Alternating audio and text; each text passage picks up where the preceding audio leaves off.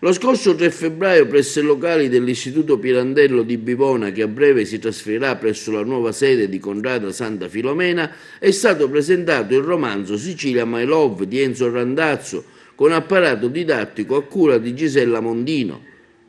L'opera è stata insignita di diversi premi letterari ed è stata selezionata dal Gal Sicani per raccontare la Sicilia ad Expo 2015 presso il cluster Biomediterraneo. L'iniziativa promossa dall'Istituto Pirandello nell'ambito del progetto Incontro con l'autore ha visto gli studenti impegnati in un dialogo vivace con lo stesso sui temi affrontati nel romanzo. Si va dalle dinamiche sociali della Sicilia degli anni 70 alla percorribilità della strada dell'impegno sociale per i giovani di oggi. Alla manifestazione, alla quale ha preso parte anche l'onorevole Panepinto, nonché sindaco di Bivona, è stata arricchita dal commento musicale realizzato da 2 studentesse dell'Istituto Pirandello, allieve della scuola di musica Loniclo, convenzionati con il Conservatorio di Palermo. Le studentesse Chiara Baio e Carlotta Traina hanno seguito dei canti d'amore della tradizione siciliana.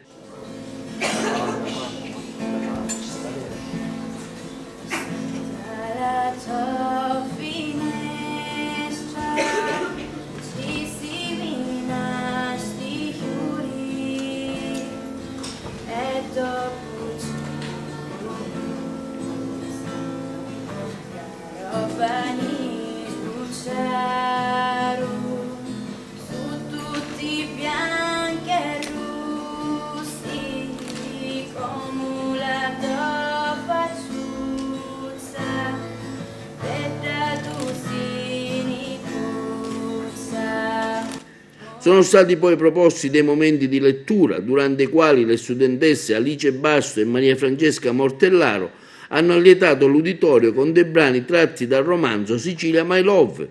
Dare vita a iniziative che aprono la scuola al territorio per noi è un obiettivo fondamentale, ha affermato la dirigente scolastica Giovanna Bubello, la quale aggiunge: siamo educatori appassionati e attenti e riteniamo che sia fondamentale per i nostri studenti creare momenti di riflessione sull'importanza dell'identità come valore che sta alla base della costruzione di un dialogo interculturale aperto, onesto e consapevole.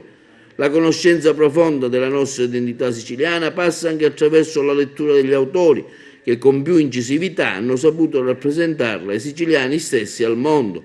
Per questo è indispensabile approfondire la conoscenza di autori ormai classici come Sciascia e cercare occasioni di dialogo con autori contemporanei come il professor Enzo Randazzo. Un brano di questo libro ci dà un quadro di quello che era il contesto degli anni 70-80.